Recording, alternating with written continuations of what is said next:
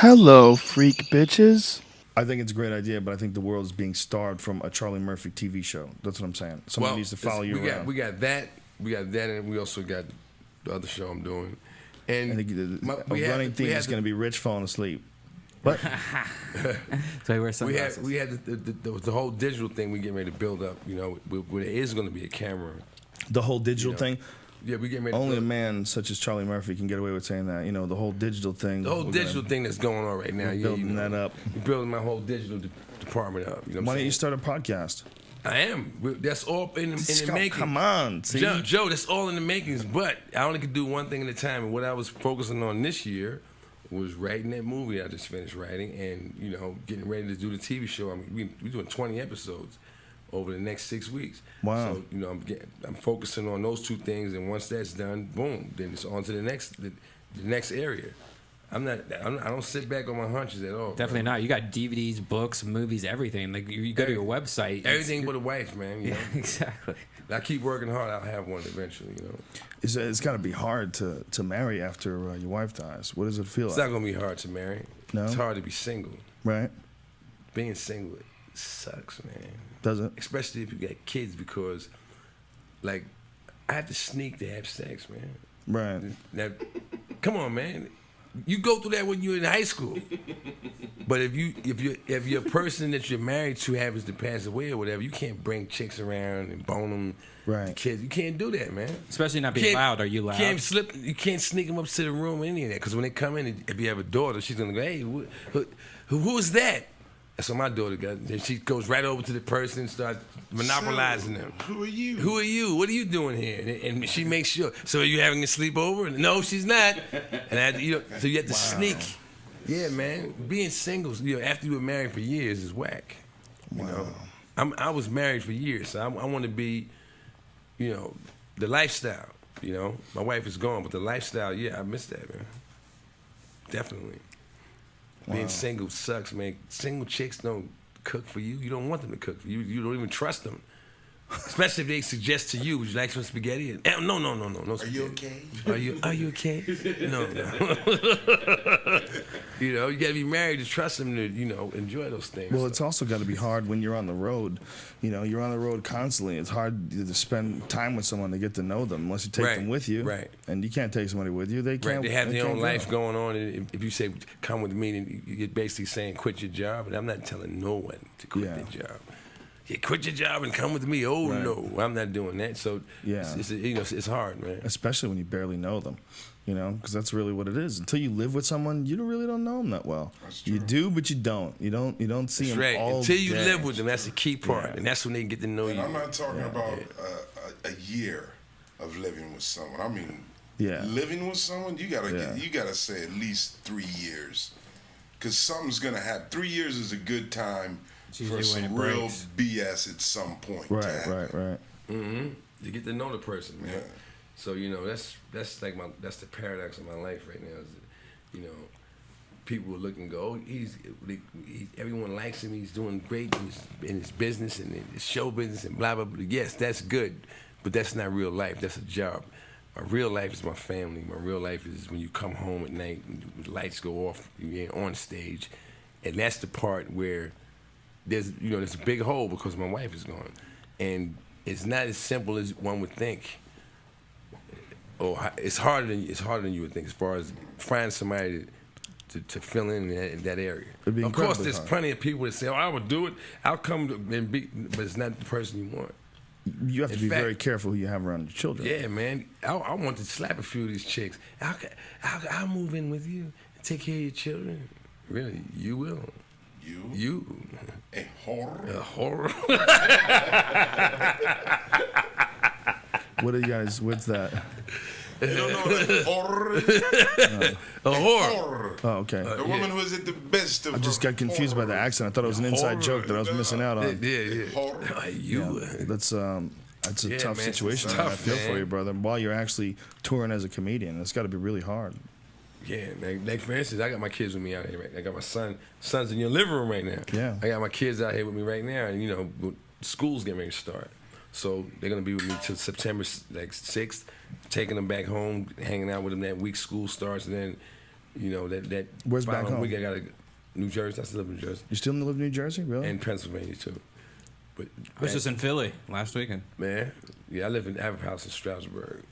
You know, but I'm just saying, once that goes back into effect, I'm still going to be coming. I got to come back out here to work on the show. I got to go to Europe. I got to go to Cuba. It's the job I have, so I can't complain about it. I'm glad I have the job, but that's the part of it, that the fact that their mother's not here, that makes it really rough. Yeah, I would imagine. If I was leaving you with your moms, I wouldn't even. I'd be like, yeah, let's go. Right. But I'm not leaving with your moms. I'm leaving you with nannies. Right. You know what I'm saying? Because my whole family lives out here on the West Coast or whatever, and because I'm not the kind of person that leans on people like that. I appreciate your help, but I'm not asking for it. And if you don't offer it, I'm not going to complain about it. I'll do it myself. And that's how I raise my kids. You know what I'm saying? I pay my nannies. I don't ask nobody to help me out. I do what I got to do. But at the same time, there's a feeling that goes along with that, and it don't feel good. You know? Do you do like video conferencing with your kids? Yeah. Do you try to do as much as possible? I got Skype and all that, but that's good. Yeah. It's not the same. My kids are young, man. I got a 5-year-old daughter, and you just don't want the thing you do to support them be the thing that disables them. Right. You know, like when they grow up and, my father was never home. He was always working and blah, blah, blah. And that's the reason why, my life went this way. That's my fear, Right. I work with that one constantly, That's the fear of every father. How much time can you spend doing what you want to do for a living? To mold your kid, man, because if you don't do it, he's getting molded. The world's going to mold him. Whatever you don't teach him, he's going to learn from somewhere else. Yep. And it may be, warped sense of, like me, for instance, when I was growing up, my dad was always at work, always. I was seeing him one day a week, Saturday. And usually that wasn't to be nice. That's when you was getting your ass whipped for what you did during the week.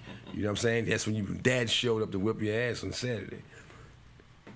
As a result, when I grew up and became a man, when it came time for me to deal with women, I learned how to deal with women by listening to guys that were in the street, bums, guys named T-Bone and Slick and Big Willie and whatever.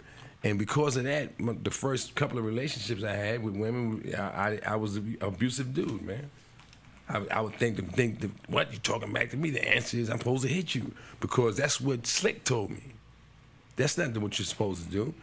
If your dad is there to teach you that, you know better. But if you don't grow up with that around, you grow up with something else because you're going to be seeking the knowledge, you go out and do the wrong thing, So that's what I think about with my kids, that you want to be there to make sure you're there to deliver all the lessons they need.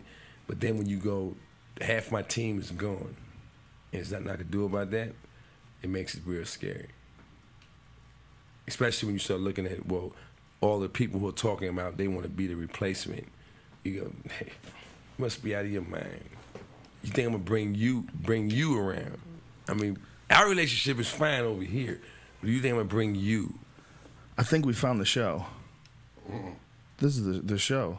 What's the show? The show is do a sitcom on what's really fucking going on in your life, man. Well, that's why the show I'm doing is about the adopted son. Exactly. It's me dealing with my kids, man. Right. And I'm single. I'm gonna have the same, challenges as I have in my real life, and I can definitely bring it, experience. Do you bring your kids on the road with you ever? Do you ever bring? I have done it, but my kids don't. Kids don't like to be at work with you. Right. For no longer than 5 minutes. Right. When they get there, they check it out. But okay, now where's the toys at? Where's my world? Right. Where's the kitty things at? So I had my kids with me on the road when their mom was alive. But since she's passed away, I haven't had them with me because I'm a horrible fun buddy for a kid. If we go to Seattle, let's go check out and I'll be in the room going, well, if I go there, I'm gonna have to sign autographs and take pictures. I'm not gonna be able to do it the way you guys. So, and it's going to. You don't go to go to Disneyland? I have to go on certain days, man. You know what I'm saying? I don't go when it's peak. Everybody's there because then I become Goofy or Mickey Mouse. You know what I'm saying? To the other people who came there on vacation. The other day we were staying on 1717 Vine Street. It's a hotel called the Redberry, right? It's right on the Walk of Fame and all that.